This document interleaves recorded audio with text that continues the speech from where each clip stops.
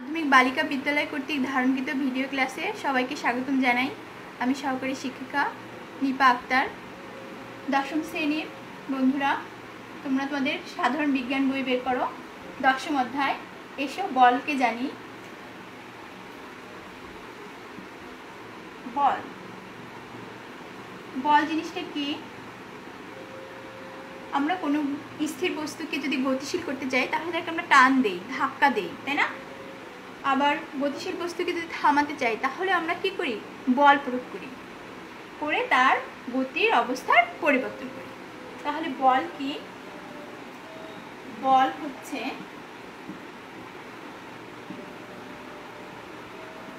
এমন বাহ্যিক প্রভাব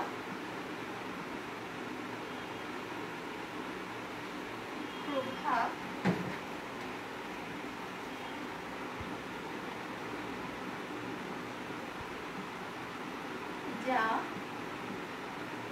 কোনো স্থির বস্তুকে গতিশীল করে বা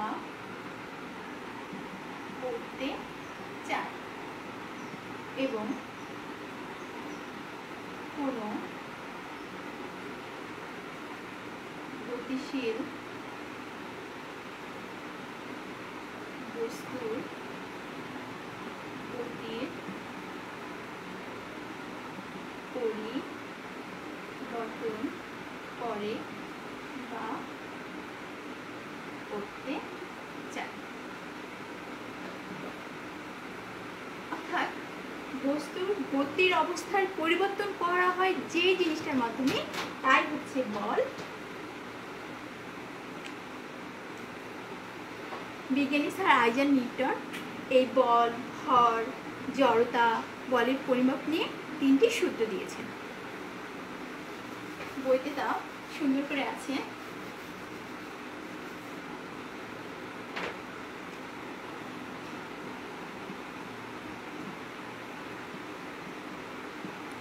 নিউটনের প্রথম সূত্র।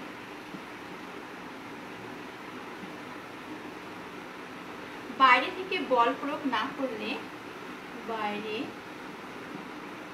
থেকে বল প্রয়োগ না করলে স্থির বস্তু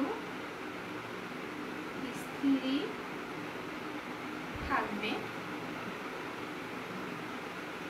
এবং সমবেগ দিলে ভালো হয়। সমবেগে গতিশীল বস্তু, সমবেগে গতিশীল বস্তু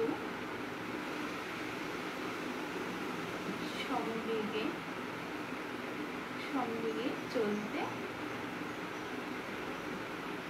থাকবে।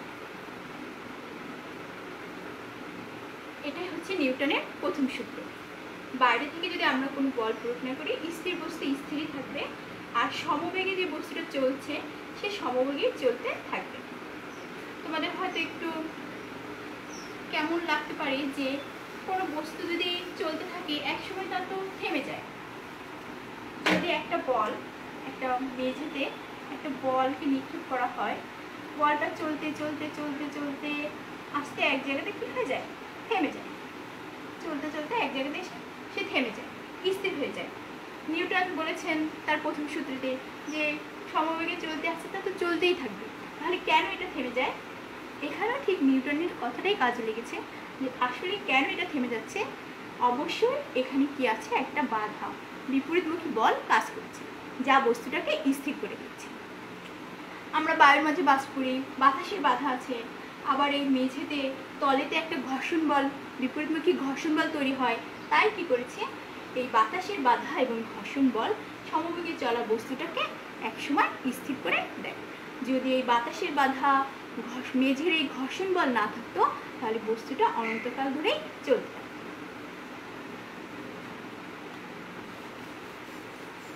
এরপরে আমরা আসতে পারি জড়তা।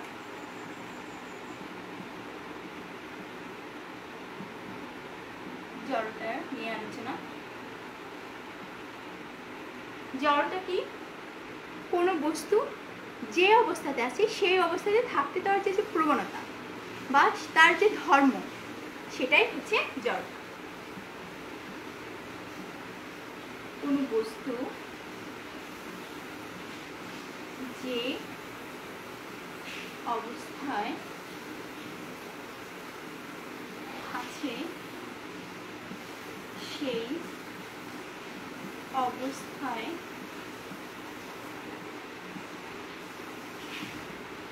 থাকতে চাওয়ার, কোনো বস্তুর দিকে মানে কোনো বস্তুর যে অবস্থায় আছে সেই অবস্থায় থাকতে চাওয়ার যে প্রবণতা তাকে আমরা কি বলবো? তাকে জড়তা বলা। কোনো বস্তুর যে অবস্থায় আছে সেই অবস্থায় থাকতে চাওয়ার যে প্রবণতা তাকে জড়তা বলে। জড়তা দুই প্রকার।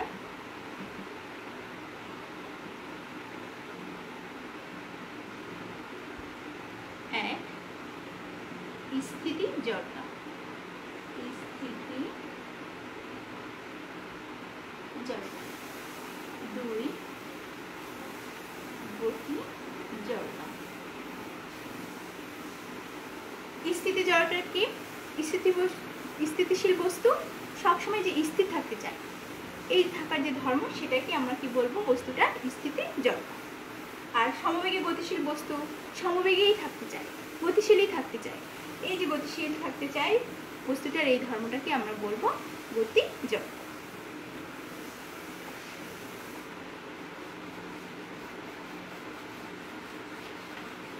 জড়তার বাস্তব উদাহরণ আছে, প্রয়োগ আছে আমাদের জীবনে। যদি প্রশ্ন করা হয় চলন্ত বাস হঠাৎ ব্রেক করলে যাত্রীরা কেন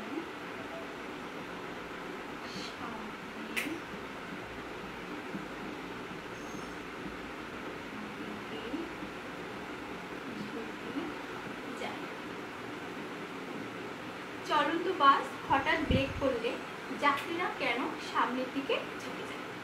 শিক্ষার্থী বন্ধু, তোমরা কি বুঝতে পারছো যে এখানে কি কাজ করছে? চলন্ত থাকে যখন বাসটা, তখন তার যাত্রীরাও বাসের সাথে কি থাকে? গতিশীল থাকে, একটা গতি থাকে। যখন হঠাৎ করে বাসটা ব্রেক করে তখন বাসের সাথে যাত্রীদের শরীরে যে নিচের বাস সংলগ্ন স্থান থাকে তা স্থির হয়, কিন্তু সামনের অংশটা গতি জড়তার কারণে, গতিশীল থাকার কারণে সামনের দিকে কি করে? ঝুঁকে যায়। তেমনি যদি স্থির বাস চলতে শুরু করে তখনও যাত্রীরা কেন পিছনের দিকে ঝুঁকে যায়? তোমরা বলতে পারবে? হ্যাঁ, সেখানেও জড়তা কাজ করে, সেটা হচ্ছে স্থিতি জড়তা। স্থির থাকতে চায়, তার জন্য কি হয়? পিছনের দিকে ঝুঁকে যায়।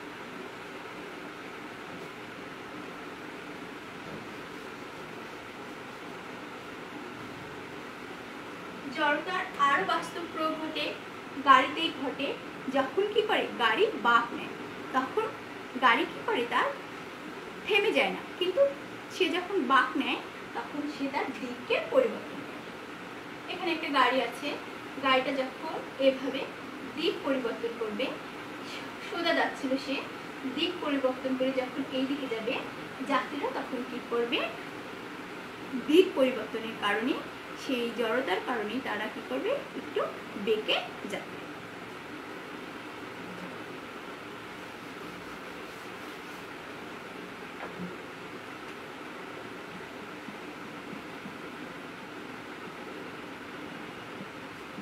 নিউটনের দ্বিতীয়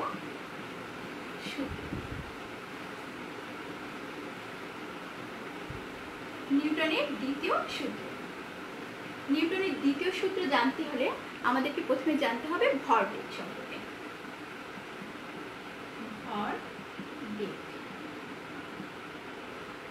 ভরবেগটা কি?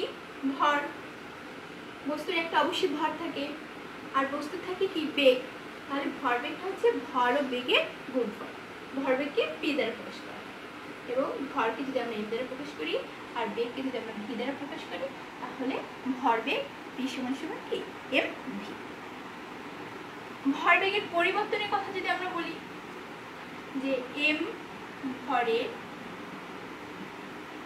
একটি বস্তুর বেগ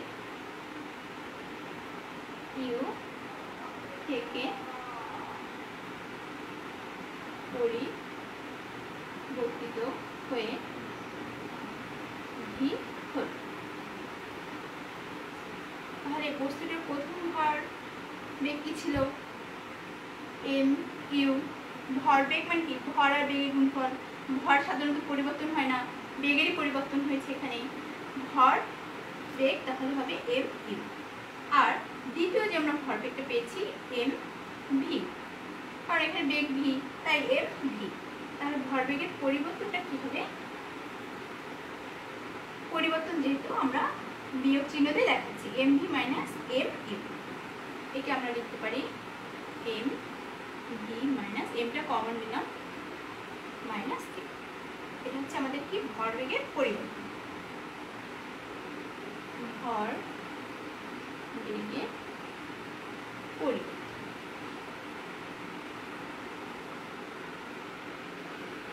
তাহলে ভরবেগের পরিবর্তনের হারটা কি হবে?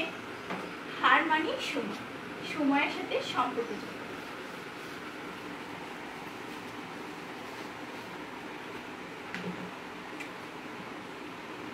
ভর বেগের পরিবর্তনের হার, সেটার সময় আমরা কি করব? ভর বেগের পরিবর্তনকে সময় দিয়ে ভাগ করে দেব, তাহলে আমরা পেয়ে যাব ভরবেগের পরিবর্তনের হার। এখানে যে আমরা পেয়েছি, এই যে আমরা পেয়েছি ভি বাই ইউ মাইনাস টি, এটা আসলে আমাদের আরেকটা বিষয়, আরেকটা রাশি ত্বরণ। তোমরা কি বলতে পারো ত্বরণ কি?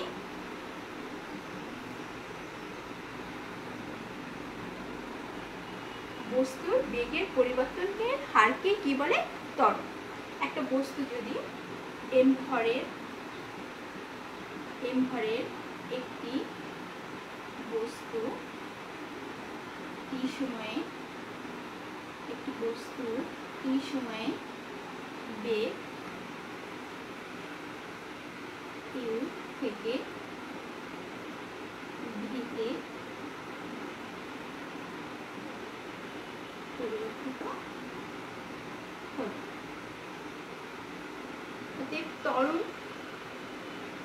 ত্বরণকে আমরা এ দ্বারা প্রকাশ করি, এ সমান সমান হবে V minus you by T.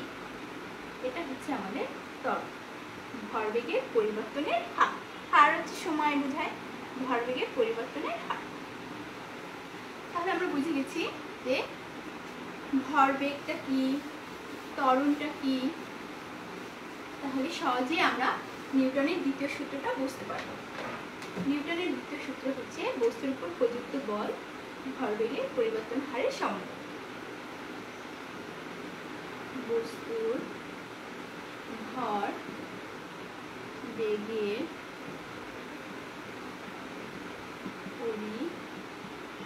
পরিবর্তনের হার প্রযুক্ত বলের